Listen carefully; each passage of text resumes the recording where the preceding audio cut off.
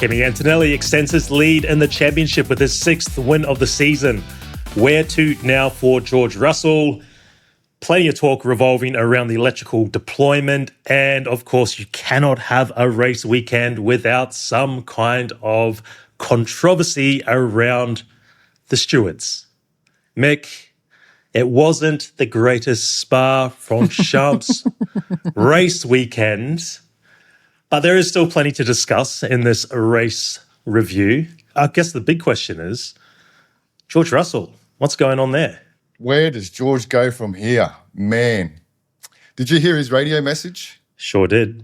I'm out. What the fuck happened with the sock down the straight? And no backing battery down the straight.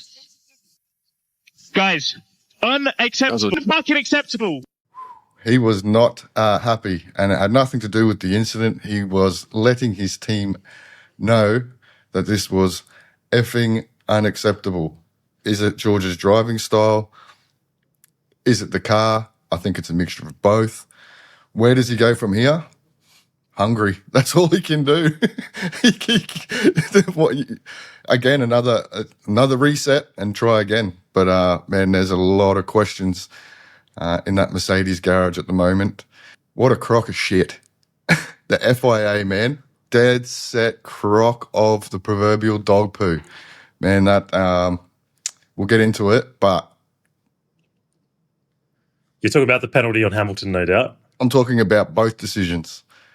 One with Charles and one with George. I don't know what they were smoking, but basically, we'll get into it. But, yeah, essentially just contradicted themselves on both occasions. And what did you think about the racing overall? We definitely saw that Spa highlighted the problems with the electrical deployment. I know this is like, beating a dead horse. But it really did highlight that, we need to fix these this whole electrical deployment system. And we are pretty confident that they will get on top of these things, but there will be a few more tracks this season that we will see something very similar. Like, obviously, we had probably a better race last year due to the mixed conditions.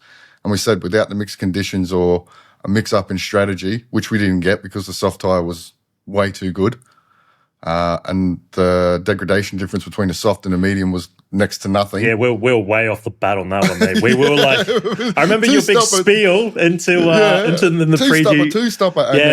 After all that, it's definitely a two-stopper, and did not see that whatsoever. We didn't know that. Although Hadjar made a three-stop work very, very brilliantly. Yeah, he was mighty, man, all weekend. So, I think it's just a typical kind of Spa race in the end, really. Anyway, let's get stuck into it, huh? Let's get stuck into it. Have to go with Mercedes, of course, yet again, on the back of Kimi Antonelli's 6th race win of the season.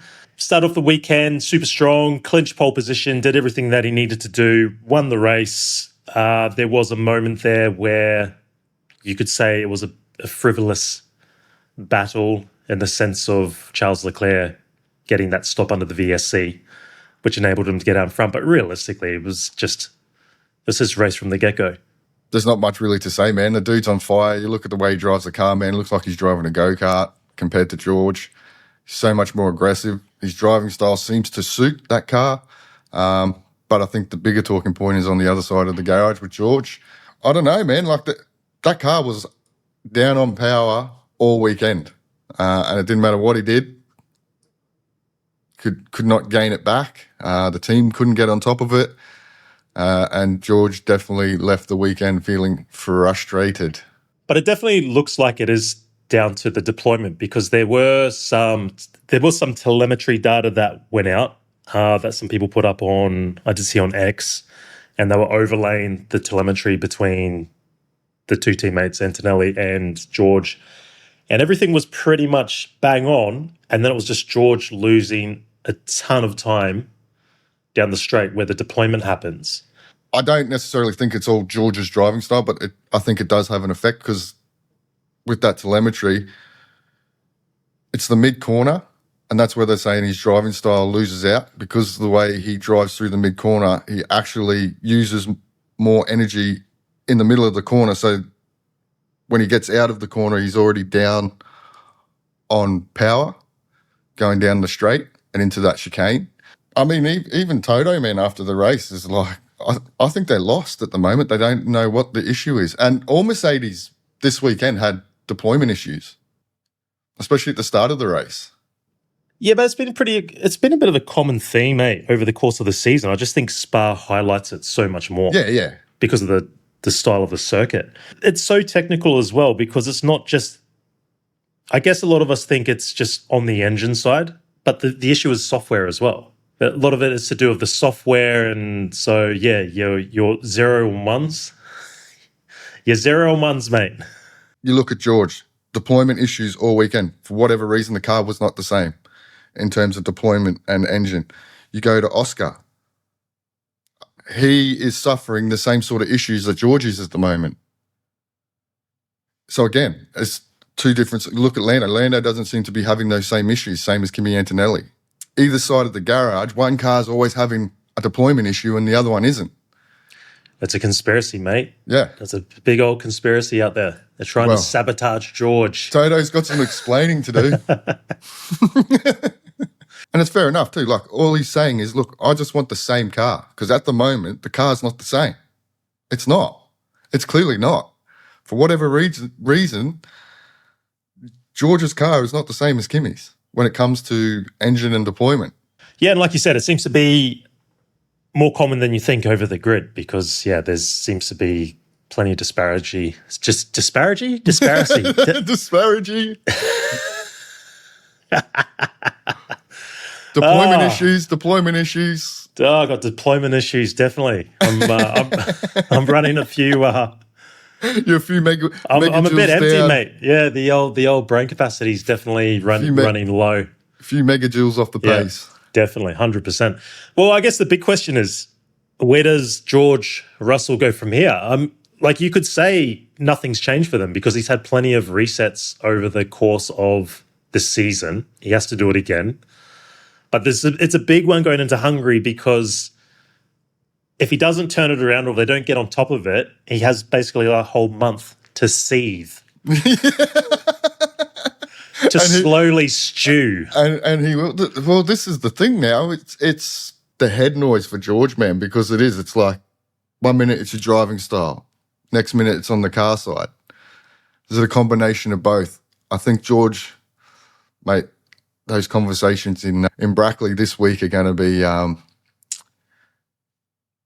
think Toto's going to have to buy some croissants and some coffees and have a long conversation. Yeah, well, he's dropped down to P3 in the championship now. Hamilton's overtaken him. He has a 50-point deficit to Kimi Antonelli, so essentially 2 race wins pretty much at the halfway point of the season. So there's still plenty of time, but yeah, I would say Hungary is going to could potentially be a big turning point for him because, yeah, I kind of feel if he doesn't get the result there, he just goes into a month of seething over what the issues are. You want to go in on your yacht in Monaco with your missus, knowing that you've got on top of the car issues and you're still in the fight. If you leave Hungary the same way you left here,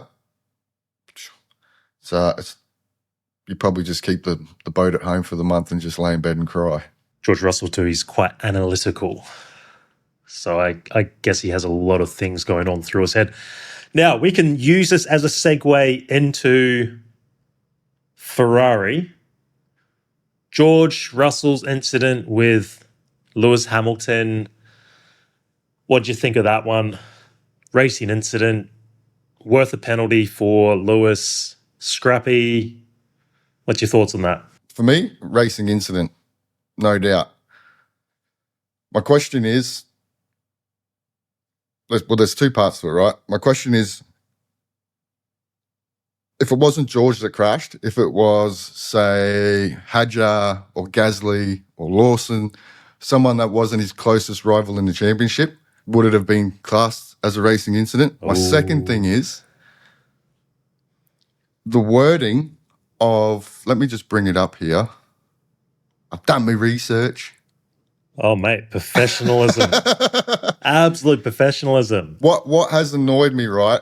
Is this an official source, Mick? Is it official? Well, this is the FIA document. All right, here we go. Right? The stewards recognised several mitigating circumstances, Car 44 acknowledged the presence of car 63, attempted to leave appropriate racing room and made a genuine attempt to avoid contact.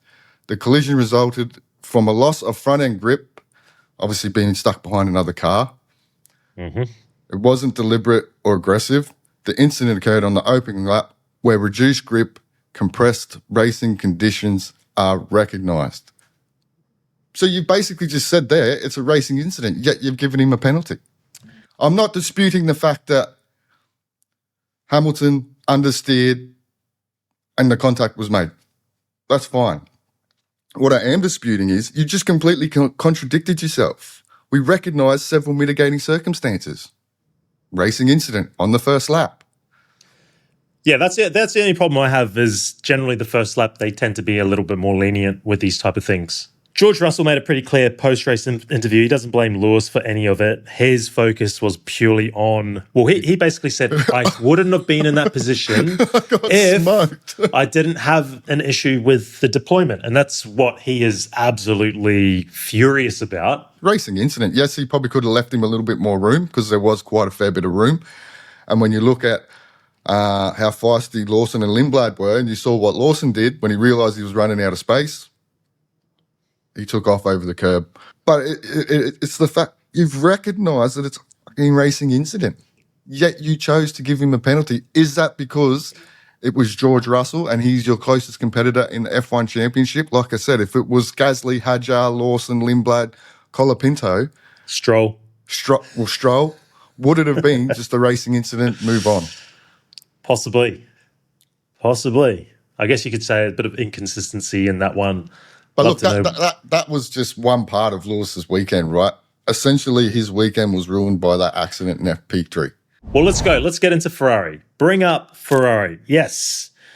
Well, let's just go with this. Charles Leclerc almost backed up with a back-to-back win. Good P2 in the end, starting from P4 on the grid, I think it was. Lewis was looking pretty good for most of the weekend. But yeah, you're right. FP3, right at the end there, just sort of got a little bit loose, did that damage to the right rear quarter of the car. Just sort of like maybe just knocked the sails out a little bit, potentially. You do that sort of damage. The team's literally only had probably an hour and a half, 2 hours to repair that car.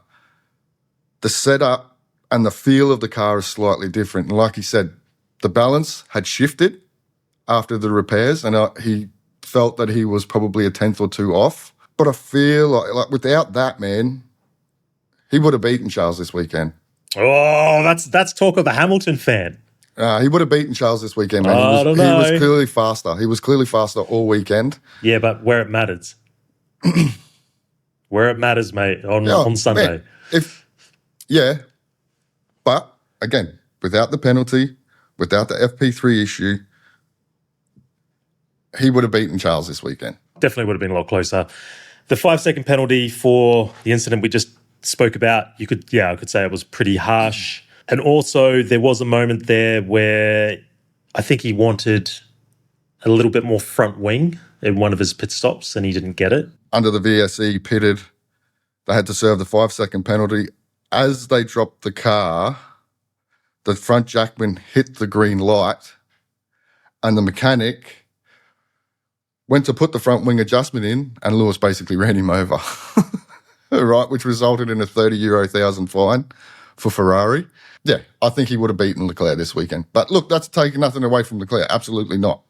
Absolutely not. Another confidence-building week result for him. Bit of luck with the VSC, but it's good to see Ferrari actually take advantage of those sorts of situations now and make the aggressive call and have a crack rather than just fumble it. I was pretty impressed with Leclerc being able to hold on to Antonelli there for a while as well. We knew Antonelli was going to have the pace to reel him in, which he did, under a lot of control. But even then, Leclerc sort of still gave himself a chance near the end and was able to sort of hold on. Well, you know what that says? That says, man, they've got a really strong race package. They're off, I still think, a fair bit on the one-lap stuff. But when it comes to race trim, man, that car is fucking strong, man. And it's a lot stronger. The 2 weekends we thought they're probably going to struggle the most, they've been a lot closer than everyone's thought. Yes. Which says fundamentally their race car is really, really It's strong. pretty good. Not just that, also extremely reliable. So Yeah. Hungary, Bring it on, man. they've got to be on for a big shot. Bring it on. Shot. 'Cause it's the same as Monaco, right? This is going to be a circuit that's built for them. And Charles getting away with that. Oscar incident too. Bit of luck, but hey, you need a bit of luck in Formula One. I don't know with that one, because for me, it's like, where was Piastri going to go? Well, who's to say he wasn't going to lift? He probably knew he wasn't going to make the pass, so he would have Because lifted. he wouldn't even make the corner from the outside. Like, there's no way. Like, for me, looking at the onboards and the replay, the issue I have is Leclerc sort of came across and squeezed him. Yeah. But in reality, it was like, Oscar, where are you going? Like, you don't have the corner. You're not going to be able to get around that right-handed, then squeeze into the left on the inside. Well, who's to say that Oscar wasn't going to brake and brake hard to try and tuck back in? Well, possibly. Again, and this is the thing, my issue with the stewards is you basically admitted that Charles had moved over and made the contact. But then Squeeze him a bit. Yeah, and then what they're trying to say is Oscar had no right to be there. Well, that's not necessarily the case. We don't know whether Oscar would have made the corner. But because the contact was made, he definitely wouldn't have made the corner. For me, I have no problems with Leclerc not getting a penalty there, because I just think Oscar's, where are you going, mate? Like, there's nowhere to really go. The issue I have is but that doesn't mean he's not entitled to be there. You're entitled to be anywhere on the track, but the simple fact is it's a bit like Leclerc's the car ahead. Yeah. He's on the racing line going into the right-hander. Yeah, but that's fine. That's absolutely fine. I agree with that. That's absolutely fine. But you can't say that just because he wasn't going to make the corner doesn't mean he's entitled not to be there. Again, Oscar's not stupid. Oscar would have known he wasn't going to make the corner. Oscar would have probably hit the brakes a little bit harder to try and tuck back in. He's well within his rights to be there. So you reckon it should have been basically? You reckon it should have been a penalty to Leclerc? Well, what the stewards are saying is following the racing line before the entry by moving slightly to the left to open up the corner for turn 5, and side-by-side contact occurred between the two cars. Well, he made the contact. Yeah, but he was ahead. Yeah, but that doesn't mean give you the right to just jam over when you know there's another car there. Yeah, but Oscar was nowhere near far enough to where Leclerc was. Like, his front wheels were not far enough ahead. But he was still... Leclerc knew he was there, man. Leclerc knew he was there. Yeah, but... He just tried to squeeze him. Yeah, but that's normal. That's what racing drivers do. You squeeze guys, right? And so I don't... And that's what I'm saying. Oscar would have known that he wasn't going to make the corner. So what... Okay, regardless of all that, do you think it should have been a penalty? Well, the steward's basically saying he made the contact. If you make contact... Look, I'm happy either way, but what I'm just saying is the way the stewards are writing things is like they're completely contradicting themselves. But we see plenty of racing incidents with contact, and they'll say there's contact, but there's no penalty. Yeah. There's thousands. Yeah. But what I'm saying is, you're saying because there's contact, you're insinuating the stewards are basically saying, well, because there's contact, it needs to be a penalty. No, I'm insinuating they admitted that Charles moved over. Yeah, because he was the car ahead, opening up the corner because he was on the racing line. Yeah, but whether Piastri was going to make the corner or not, he was still entitled to be there. Yes, he wasn't up far enough. That's the issue. Yeah, he wasn't up far enough, but you still moved over and squeezed him and caused damage. But I mean, if you look at racing, generally most cars will always squeeze. Remember, you even talk about feed them into the weeds, and then normally the car will back out. Yeah. So, but I guess Oscar never had that opportunity because the contact was made. Okay, so regardless of however it's been written in the report, the FIA documents, do you think it should have been a penalty to Leclerc? Look, I don't really have an opinion either way, but I just think if you're going to write it that way, you're basically admitting that Charles squeezed him too much. You still got to leave some sort of racing room. Well, I think he left enough room. And I think that's why it went in Charles's favour, because he was far enough ahead on the racing line, still gave just enough room.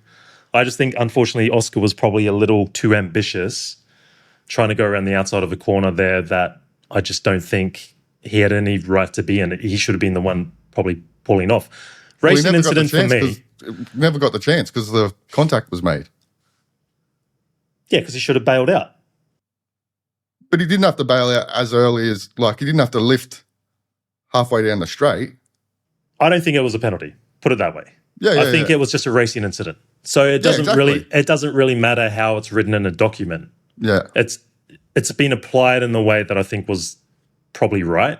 Yeah. So other people will say, no, I'm completely wrong. So I guess it just depends on the way you look at it. Going to the Hamilton thing, I think Hamilton was unlucky to get the 5-second penalty. I think that was just a pure racing incident. I don't think there should have been any issues there on that first lap. Yeah. So I just think 50-50 calls. Yeah. And I guess even people at home will be like, I'm on Mick's side. No, I'm on G's side. Most people will be against me for sure because there's so many experts out there, but it's just like car 16 did not deliberately crowd car 81, but yet he moved over. So that's my issue. The thing is, we want to see the guys race. At the end of the day, we want to see aggressiveness. We want to see some racecraft. We don't want to turn everything into, or every contact into, I guess, a penalty as well. So there's a fine balance, right? There's always that fine balance of getting it right. I guess the most important thing is consistency. Yeah. And that's where we probably haven't quite seen it with the Hamilton penalty. Yeah. Because, mate, we've seen first lap incidences far worse than that. Yeah. I mean, it's a shame because at the end of the day, it probably did cost Oscar. Man, at one point, I thought he probably had the pace to be second. He was looking pretty good, old Oscar. He was looking like, in comparison to how the weekend was going, he was doing all right. He was doing all right. Well, that does bring us into McLaren, doesn't it? On the back of Red Bull. Almost forgot about Red Bull again. Max Verstappen. Well, Max Verstappen, he was kind of in his own little battle. He was unlucky because of the VSC. Most likely could have been in the mix for P2. But Max, he came out pretty much felt like he got everything he could get out of the car. He got plenty of help in qualifying with Isaac Hadjar being the ultimate hole puncher. What a weapon. What a weapon. And then Hadjar starting, what was it, back of the grid, or 21st, I think it was, coming back to finish. 10th, was it? Nah, mate. 6th. Ah, yeah, back to 6th. Yeah, back to 6th. So, Sixth. yeah, P3 for Max, P6 for Isaac Hadjar. I think realistically they maximised everything they could that weekend. All things being equal, no damage to Lewis and Oscar. I don't know whether he would have finished P3. Ferrari's got the VSC. That was the thing for me. The Ferrari's got like a little leg up with the VSC. Of course you get the VSC. Take the VSC out of it. That happened. You're not going to avoid that. Take the damage away from Oscar and Lewis. He probably wasn't going to keep Lewis behind. And the speed that Oscar was showing, he probably could have got past as well. Isaac Hadjar, who I have to say was absolutely on fire this weekend, man. He did not put a foot wrong. He was close with Max every single session. To drive from the back of the grid up to P6 with a 3-stopper. Yeah, well, it was brilliant strategy. Like, they proper maximised that strategy. He started off on the hard tyre. Yeah. Wasn't it? I'm pretty sure it was a hard tyre. And the issue there was, the hard could go really long. It was a one-stopper. But as soon as that VSC, it was a VSC that came out early. Yeah, the first one. The first one. Basically, he came in, swapped for the medium, and then wasn't it the following lap they brought him in again and then put him back on the hard? Yeah. So essentially he just followed the same strategy as everyone else then from after that. They did come out on a Friday and look pretty handy, which was good because Friday has always been an issue. Swap the Macarena wing and put an updated version of the old wing back on for the weekend. And you could certainly see it definitely gave Max a lot of confidence. And, man, in that second sector, that car was mega. Like, it was super strong. That's a mega weekend from them. And like I said, I think they've definitely taken a step forward and probably a fraction ahead of McLaren now. Well, speaking of McLaren, yeah, pretty disappointing weekend because on one side you had a pretty quick Lando Norris, took the new engine, so had the received a 10-place grid penalty because they fitted the fourth control electronics unit during Yep. FP1. So Then he that started 13th. started 13th. Oscar was the guy that was struggling between the two generally, but when you come to the race, he was pretty handy until the incident with Charles Leclerc, which obviously caused him damage of the floor. Like he was hanging around. He was hanging around. That's got to be a weekend of what if for McLaren because, oh, man, imagine if Lando started third. He probably would have been the only one that could have really challenged Kimi. Oscar seems to be having the same sort of troubles as George. It's probably just not as well documented because Oscar's not fighting for the championship since Miami. Lando's just been on another level. It's just reliability early on in the season let them down because he probably was the only person that was going to trouble Antonelli if he got to start from P3. And the VSC kind of screwed him over too a little bit, didn't he? He had a very long pit stop. They had Norris had the issue with I think was it the rear left tire wasn't going on, and he had a very, very long pit stop. And I think the timing of the VSC also screwed him over a little bit. Like it was probably a little bit too early for him to come in. Looking at the race, you'd have to say that the car suited the circuit in terms of race pace. I think they've got a big aero package coming for Zandvoort. I think it is, or after Zandvoort, maybe. So, yeah, they need to find something because I feel like they have fallen behind Red Bull. So P5 for Oscar Piastri and P7 for Mr. Lando Norris in the end. But on the back of a P8 finish, this is a nice little promotion yet again. Well, points again, isn't it? Gabby Bortoletto. Second to 8th place in a row. P8 finish, little fortuitous. They took advantage of the VSC, but the pace was definitely in the car, in the mix for a top 10. Got into Q3 with I think he qualified 9th, then he gridded up 8th. And Hulkenberg, a little bit off the pace. He was looking pretty good most of the weekend, but unfortunately qualifying 14, gridded up at 12, finished P13. But good points for Audi. Gabby Bortoletto, post-race, even mentioned that there was a lot of the top brass from Audi there as well. So always good to do it in front of the top dogs. The top dogs. The top dogs. Just maybe add an extra 0 onto that contract. Yes. Next time out.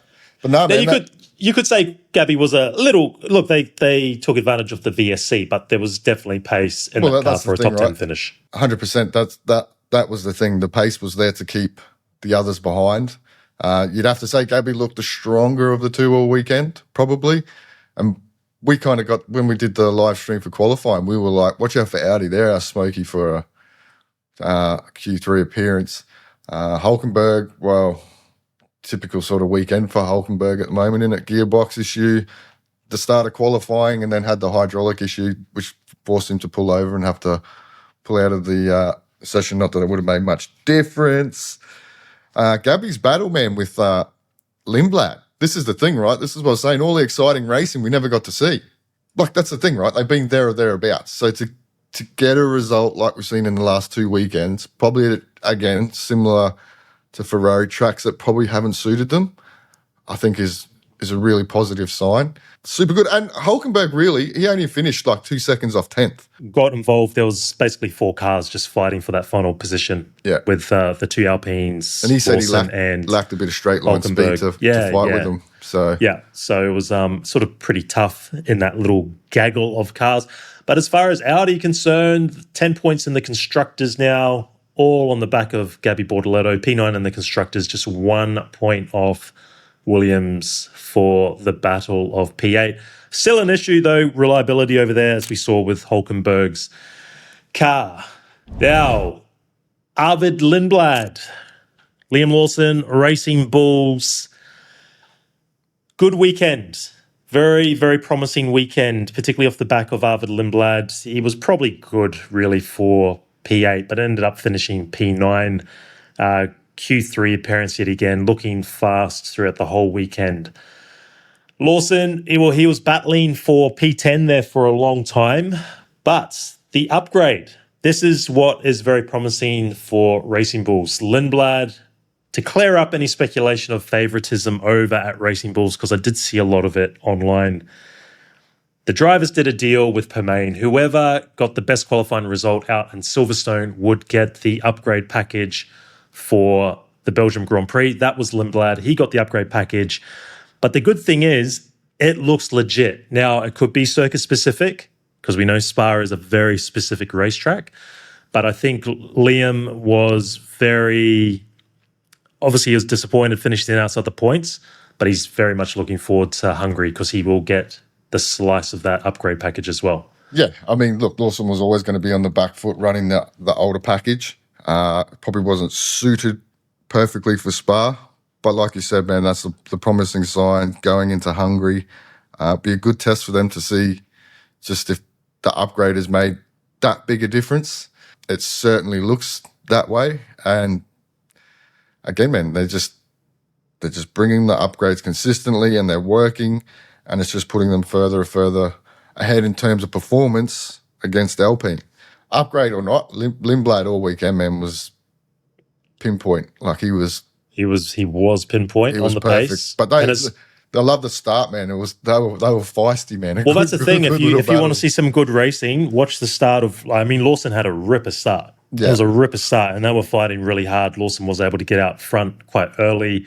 But even later on in the race, they pitted Lawson first to cover off Gasly, and then Lindblad came into the pits. When Lindblad came out, they were fighting hard, and there was a big moment between the two going up through Raidillon, Eau Rouge.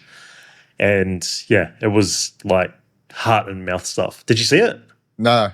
Mate, it was like, because I'm always riding on board with those guys, so I'm just like, ugh. Yeah. They were fighting hard, mate. Really cool stuff. But as far as that constructors battle for P5, it's locked up. 61 points with Alpine and Racing Bulls. So that is going to get very, very tasty over the next few race weekends. And speaking of that battle, Alpine, Franco Colapinto. Well, I guess the Argentinian 2000. Oh, yeah. Unfortunately, it was all on the button, but it was awesome. It was really cool to see three-way down the back of it was down Kemmel Straight, wasn't it? Down the end of Kemmel Straight. It's always good to see a three-way. Jesus. But speaking of Franco Colapinto, he gave the Argentinian something to cheer about, picking up the final point. Can't say much for your football team early this morning. Spain. Ah, man, I'm sure it gave Fernando and Carlos something to smile about anyway. Yeah, exactly, because they needed it. Yeah. But look, I think Alpine, they've done that thing again where they were quite a bit off the pace most of the weekend, although Gasly did show glimpses, but the race pace wasn't too bad. Well, again, it wasn't too bad. Similar to Ferrari, right? That's a really strong race package because, like you said, it seems to be Friday, Saturday they struggle. Come Sunday, they're a lot stronger. Good job from Gasly to bounce back after his crash in FP2. Mate, what can I say? A weekend that Franco needs. He's been doing a good job, man, and he needs to continue to put out these kind of results because at the moment I fear he may not have a seat next year. The talk with Fernando Alonso, but there's also other drivers coming off contract at the end of this season, and Briatore making it pretty clear, oh, yes, we'd love to get Alonso, but in the back of his mind, I don't think it's just Alonso, which says to me he's not quite convinced on Franco Colapinto, despite the good effort. I think he deserves another crack. I think this year he's done a stellar job, man. He was with Gasly all weekend in terms of pace, without bringing anything major in terms of upgrades. I think they brought a halo upgrade to they put some eyebrows on the halo, I think it was, wasn't it? Yeah, just to shift. As described. To manage the airflow a little bit better, but they're definitely missing a couple of tenths compared to Racing Bulls. Off to the familiar faces down the back, and we start off with Haas. Scrappy weekend, really. Oh, man. Scrappy old weekend. You had, there was contact made between the two drivers, Behrman and Ocon, and the opening laps, although that was more due to, I think Behrman had a bit of an issue Stuck in fourth gear or stuck something? in fourth gear, I think it was. And then Hulkenberg and Ocon made the move, got a bit frantic. And then, it was clearly just a racing incident on that one. Yep. But it's never a good sign when two of your drivers make contact. Both of them got a puncture, didn't they? Yeah. So So just a sort of scrappy old weekend. A P14 finish for Ollie, a P17 finish for Esteban. Esteban was also eliminated in Q1, which is never a good sign. Although it was very close with Ollie, qualified P16, but again, it's Esteban's not really doing himself any favours, and he also, on Thursday, there was a €5,000 fine suspended for 12 months after Ocon arrived late for an official media commitment.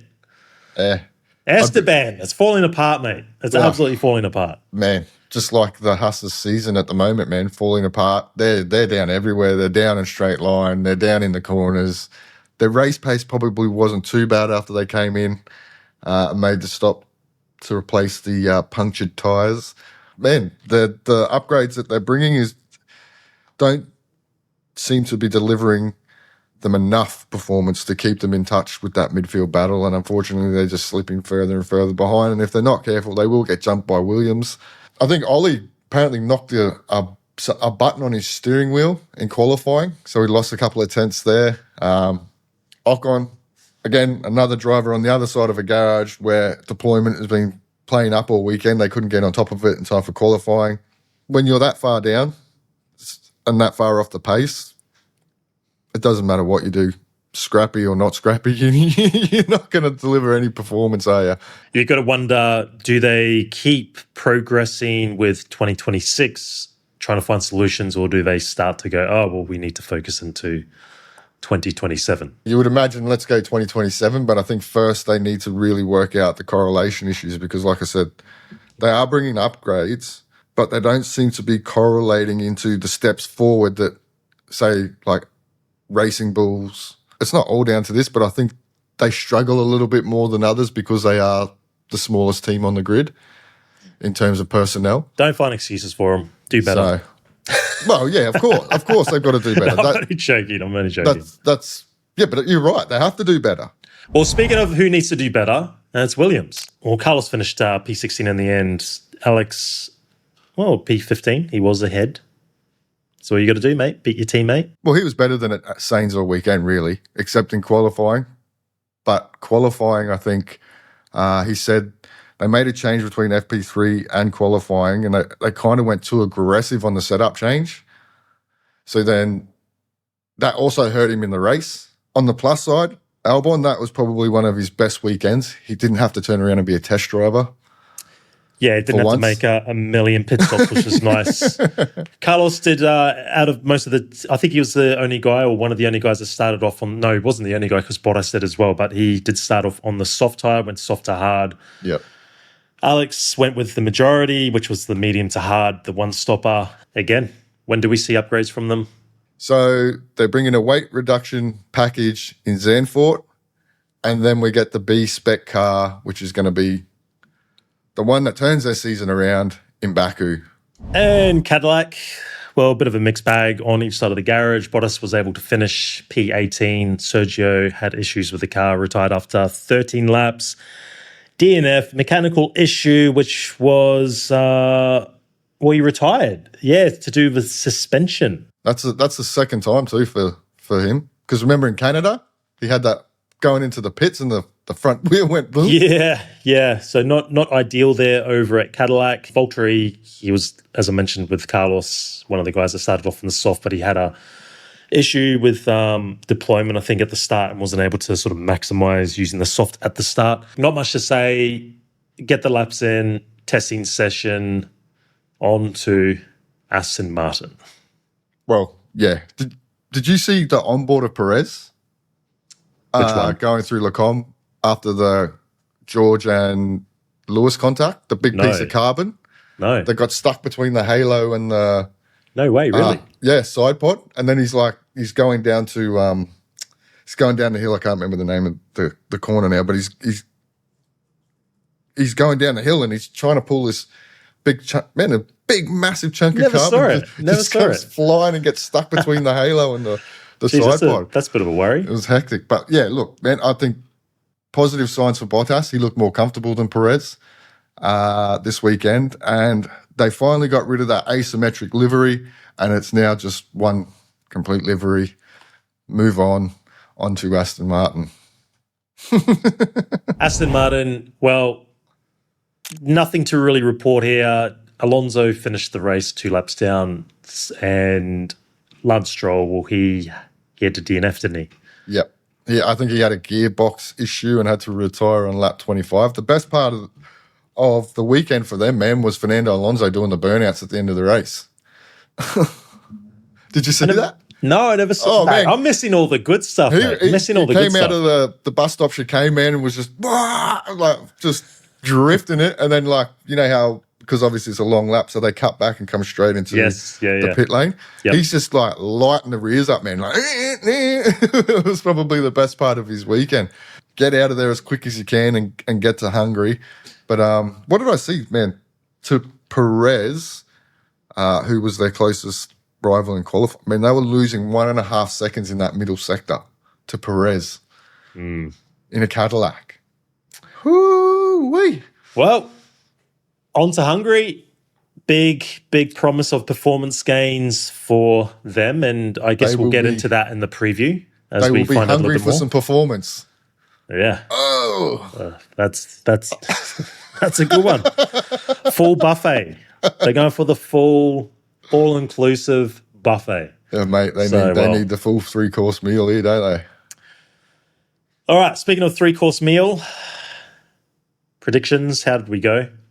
Well, Kimi, pole. Kimi, and then I think the rest were Kimi win. Yeah. So that was about it. I think that's all we got, right? Kimi for pole and Kimi for the win. So there we go. We're 2 points each again. It was 8-5. So what's that? 10-7. Do I need a calculator for this? Do I get a right to review? No, because you criticised the stewards, the FIA stewards. So no, you've been silenced. I'm getting a fine from the president of the FIA for bringing the sport into disrepute. Speaking of bringing the sport into disrepute, why can't I get my words out today, mate? I'm telling you, I'm running low on the kilojoules or whatever, megajoules. Megajoules. We're having a deployment issue again. What I found quite interesting and a little funny was the cool-down room. Yeah. And the cool-down room was like the audio was on point. It was so crystal clear, like what they were talking about. And everything was all good. And then I think it was Charles Leclerc speaks to Kimi and was like, man, the deployment was really weird. And then I think Kimi was like, yeah. And then it was like, cut. Straight out of the room. Don't want to hear anything regarding the deployment. I think the whole weekend, did they use any of the speedometers, like the speedo telemetry or anything? I don't remember seeing any. I don't remember seeing any, and I did see some people complaining about that. Like that was all pretty much hidden. Not ideal, like just doing that stuff. Like we all know it's a problem. Yeah. Don't try and cover it up. It just makes things so much worse. But that was quite funny. And then I love that clip with, I think it might have been on the Thursday regarding Max Verstappen in front of the live audience. I just pressed the button. Yeah, press the battery button and that was it. Oh, mate. Is what it is. It is what it is. And I think that's just what we have to contend with for the rest of the season, unfortunately. But there is optimism there. They will get on top of it. Yeah. Look, they will make it better by next year. It's like anything, right? The start of the new regulations, there's always problems that need to be ironed out. They'll get on top of it. And I guess by the time we get to the end of this regulation set, we'll all be going, oh, how close is it this season? Like I said, I think the biggest problem is there always seems to be a massive disparity between cars. Always one car doesn't suffer issues, the other car always has an issue. You talk about in the same team. Yeah. Yeah. It definitely feels like that. Definitely this year. It's not like everyone's on an equal footing. Yeah. All the time. Or is it just a big conspiracy? So it's just a big conspiracy. They didn't want George to activate his performance clause that was in his option. Whoa! He needs to be at least P2 in the championship by Hungary. Ooh. Just a little bit of software tweaking. Yeah. Just a little bit of software tweaking. And I mean, look, Toto seems pretty comfortable about the whole situation, right? Yeah, George, we've just got to sort his car out. Yeah. Should be right, mate. All good. Should be right, mate. His little fella's smoking the field at the moment. And He is. Certainly. He is. Looks too hard to stop. So, yeah, back out to 50 points 50 points over his teammate. But we can't forget Lewis Hamilton. He's hanging in there as far as the driver standings. Well, I think 159. I think he's scored the same amount of points. He's on the same amount of points that took him the whole season to score last year. He's now on the same amount of points after 10 rounds. So now, speaking of 10 rounds, there were reports that this weekend they were going to announce that Bahrain was going to be put back on the calendar. Were they thinking in between? Was it in between Baku and Singapore? And Singapore, I think it was. Clearly, that idea is blown out the window. Yeah. There's also concerns regarding the final two races of the season at Qatar and here in the UAE, Abu Dhabi, for obvious reasons. It's going to be interesting to see what they do and if they make any announcements over the summer break with regards to finales. Have you heard anything regarding finales? Finales? Or adding races to the calendar? Portimao is an option. Barcelona is another option. 2 races in Las Vegas is an option. It'll be interesting to see how long they give themselves, because I think at some point, like, you can't wait till a week before, obviously. Maybe end of October, you could probably try and hang it out and wait. But I mean, yeah, it feels a little too close, even October, because Abu Dhabi is first weekend of December. And it's a back-to-back, isn't it, with Qatar? With Qatar, so end of November. Yeah, it's going to be extremely because also too, you've got to remember, you've got to give time. Say Portimao, you've got to give them enough time to get the track up to standard, get everything set to hold a Formula One race. Same with Barcelona. Maybe 2 races in Las Vegas is probably pretty easy, because you just go back-to-back weekends, I think, if it's possible. Yeah, it'd be interesting to see, like you said, if they make a decision over the summer break or they try and drag it out a little bit. I think definitely Bahrain is now completely out of the question. Yeah, 100%. No chance. So, yeah, there's plenty of logistics behind it. And speaking of logistics, if you like the channel, hit the sub button.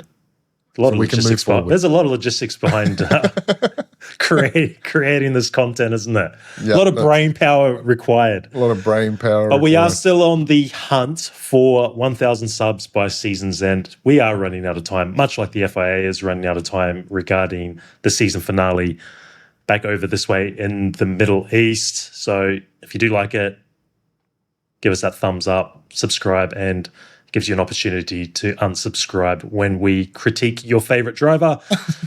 Let's finish it up, mate. Let's give you the final thought as we do. Fire away.